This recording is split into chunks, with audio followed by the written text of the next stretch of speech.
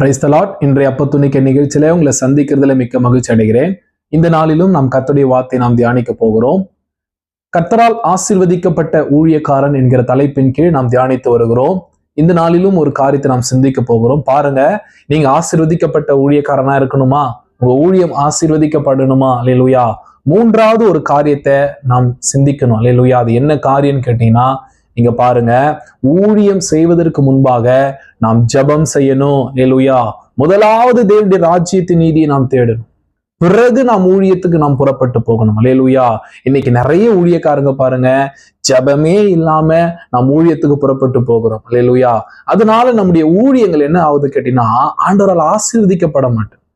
ஆண்டவரால blessing இல்லாத ஒரு ஊழியமா இருக்குது நம்முடைய ஊழியம். அல்லேலூயா. உங்க ஊழியம் ஆஸ்வதிக்கப்படணும் அப்படின்னா நீங்க முதலாவது ஜெபம் பண்ணணும். அல்லேலூயா. இந்த எலியேசர் பாருங்க, ஆதியாகமம் 24:12 நான் வாசிக்கிறேன். அவர் பாருங்க, என் எஜமானாகிய ஆபிரகாமுக்கு தேவனாய் இருக்கிற கர்த்தாவே, இன்றைக்கு நீர் எனக்கு காரியம் சித்திக்க பண்ணி என் எஜமானாகிய ஆபிரகாமுக்கு தயவு செய்தருளும்.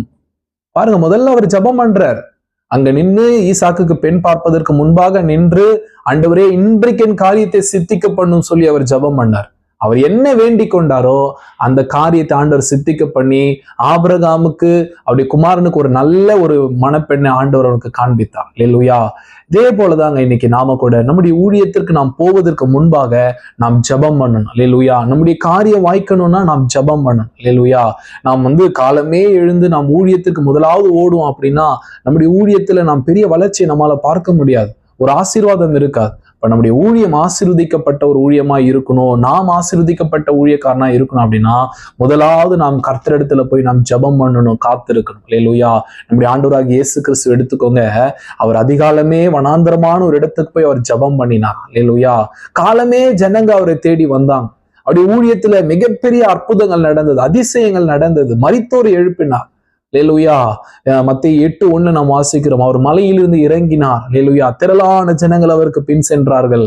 இப்படி நாம் வாசிக்கிறோம். அல்லேலூயா. எத்தனையோ ஜனங்க அவருடைய ஊழியத்துல இருந்தாங்க. அப்ப ஆஸ்வதிக்கப்பட்ட ஒரு ஊழியக்காரனா இருந்தார், ஆஸ்வதிக்கப்பட்ட ஒரு ஊழியமா இருந்தது அவருடைய ஊழியம்.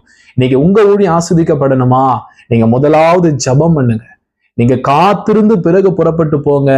ஆண்டவர் உங்க ஊழியத்தை வாய்க்க பண்ணுவாரு. நீங்க போகிற காரியத்தை சித்திக்க பண்ணி உங்களுக்கு ஆசீர்வாதம் தருவார். அல்லேலூயா.